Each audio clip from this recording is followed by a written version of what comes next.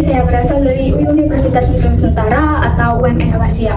Di sini saya akan menjabarkan hasil mini riset saya yang berjudul Ragam Bahasa di Media Sosial. Kita semua pasti tahu bahwa sekarang di media sosial banyak muncul ragam bahasa. Seperti yang mau kita bahas, yaitu bahasa gaul. Bahasa gaul ini sudah menjadi suatu bahasa yang sering digunakan oleh anak zaman sekarang atau Gen Z, Gen Alpha. Dari ragam bahasa ini ada penyebabnya. Yang pertama yaitu pengaruh sosial. Bahasa itu dipengaruhi suatu kelompok sosial seperti usia, tempat asal, pendidikan. Misalnya itu usia. Pastinya bahasa kita dengan bahasa orang tua itu sangat berbeda jauh. Kita sebagai anak Gen Z itu lebih cenderung menggunakan bahasa gaul yang santai, simple, dan informal gitu. Dan yang kedua ada pengaruh teknologi. Karena perkembangan teknologi yang pesat memungkinkan kita berinteraksi sosial secara luas. Kita bisa berkomunikasi dengan orang-orang dari berbagai belahan dunia. Serta adanya fitur-fitur unik seperti emoji, singkatan, dan campur kode yang membuat penggunanya lebih kreatif dan efisien dalam mengekspresikan diri. Dan yang ketiga itu ada kultur dan tradisi lokal, seperti adanya penggunaan bahasa daerah dan bahasa asing di dalam media sosial mencerminkan keberagaman kultur dan tradisi lokal. Karena banyaknya dan munculnya di media sosial bahasa-bahasa daerah, bahasa-bahasa asing itu menjadi keragaman kultur dan menjadi pengetahuan baru kita tentang bahasa daerah dan bahasa asing. Selanjutnya kita akan menjelaskan cara mengimplementasikan ragam bahasa. Yang pertama ada memahami konteks media sosial. Setiap media sosial itu memiliki karakteristik unik yang mempengaruhi cara berbahasa kita. Maka kita harus memilah-milah dalam berbahasa dan cara menggunakan bahasa sesuai dengan preferensi kita. Dan yang kedua itu ada gunakan bahasa gaul dengan bijak. Gunakanlah bahasa gaul untuk menampilkan identitas kita yang baik. Pastikan untuk tidak menggunakan istilah yang tidak pantas atau kasar. Karena kan kalau udah kita berkata kasar kan identitas kita kayak buruk. Ini sering berkata kasar, berkata kotor. Jadi harus gunakan bahasa gaul itu dengan bijak. Dan yang ketiga ada pengembangan kapabilitas linguistik. Kita harus mengedukasi diri kita sebagai pengguna untuk selalu mengingatkan norma-norma bahasa yang baik dan benar, serta menggunakan bahasa yang tepat dalam konteks formal dan informal. Dan yang paling penting itu adalah meningkatkan literasi di media sosial dengan memahami fitur-fitur unik di media sosial. Kita harus banyak-banyak literasi agar tidak terlalu jauh dalam menggunakan bahasa yang tidak baik. Nah, yang terakhir itu adalah monitor dan evaluasi. Kita harus selalu mengingatkan pengguna bahasa di media sosial untuk memahami tren dan tantangan yang muncul, serta kita harus mengevaluasi hasil analisis untuk menyesuaikan strategi implementasi ragam bahasa ini. Nah, selanjutnya kita akan membahas dampak positif dan negatif dari ragam bahasa di media sosial. Yang pertama kita akan membahas dampak positifnya. Yang pertama itu ada kreativitas linguistik. Media sosial ini mendorong kita sebagai penggunanya, terutama Gen Z, Gen Alpha, dan semuanya lah, untuk menciptakan istilah baru serta memperkaya kosakata dan ekspresi bahasa.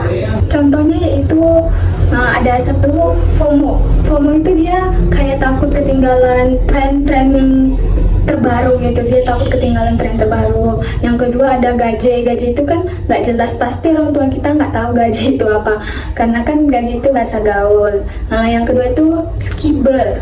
Itu artinya adalah skip berat. Kita men-skip dia secara berat gitu, nggak mau lagi gitu. Yang keempat ada gamon, gagal move on. Yang kelima ada flexing atau dia sering pamer-pamer. Dan yang terakhir ada YGY atau ya guys ya. Dampak positif yang kedua yaitu kemudahan ekspresi. Dengan bahasa gaul dan informal memungkinkan kita sebagai penggunanya untuk mengekspresikan diri dengan cara berbahasa yang lebih santai dan akrab, serta menciptakan suasana komunikasi yang lebih nyaman.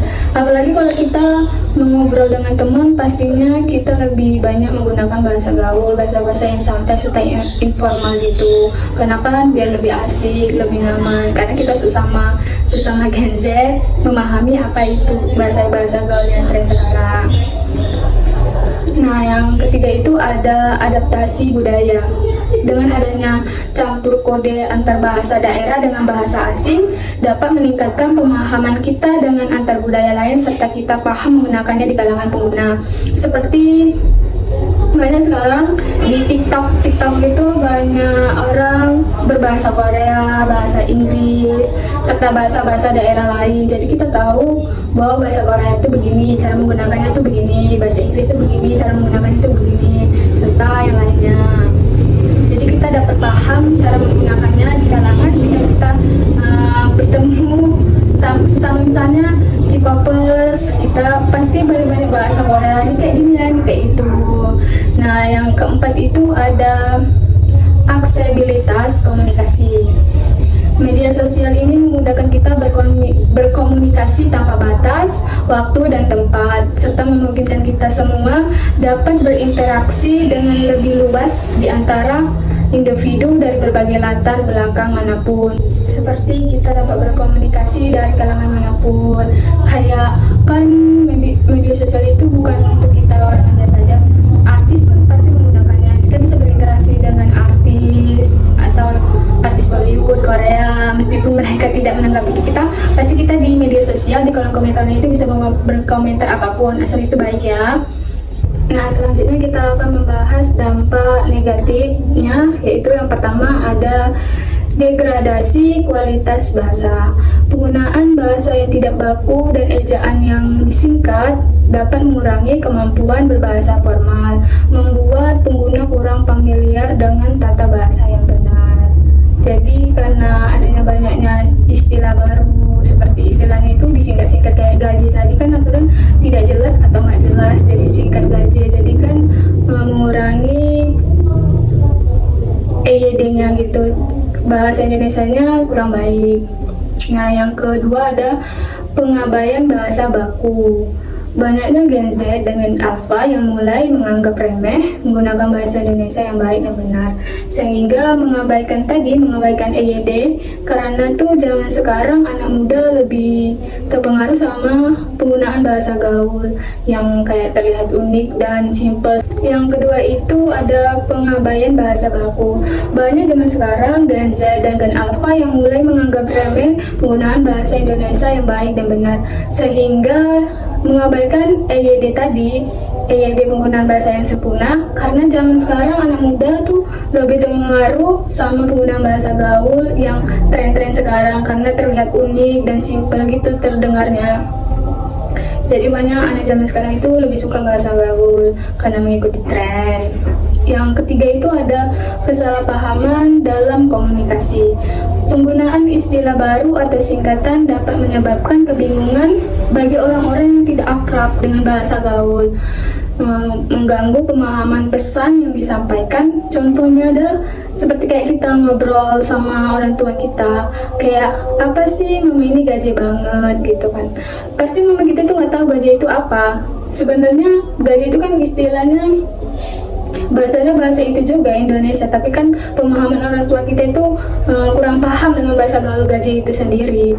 Jadi dia kayak mengganggu pesan yang disampaikan gitu. Kayak orang tua kita itu jarang mendengar bahasa gaul itu kan. Nah, yang terakhir itu ada normalisasi bahasa kasar. Sekarang itu banyak di media sosial sering muncul penggunaan bahasa kasar atau tidak sopan yang dianggap wajar oleh pengguna. Itu semua dapat merusak norma-norma komunikasi yang baik. Maka stop untuk menormalisasi bahasa-bahasa kasar. Kan bahasa-bahasa kasar itu bisa jadi identitas kita. Kayak tadi yang saya awal bilang, berbahasalah karena bahasa itu menjadi identitas kita. Berbahasa yang baik agar orang mengenal kita itu kita berbahasa yang baik. Jangan terlalu sering-sering bahasa kasar. Pesan dari saya yaitu bijaklah dalam memilah kosakata baru di media sosial. Sekian dan terima kasih. Inilah hasil dari mini riset saya.